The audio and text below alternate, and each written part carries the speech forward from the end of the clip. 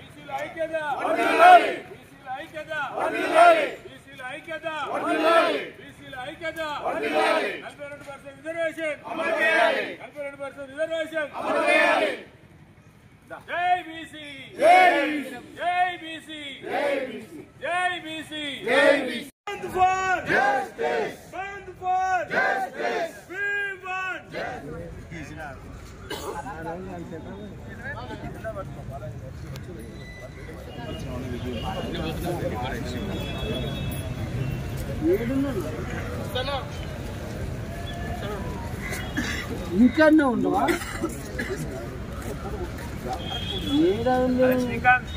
ఇంకా అన్నా ఉంటారు.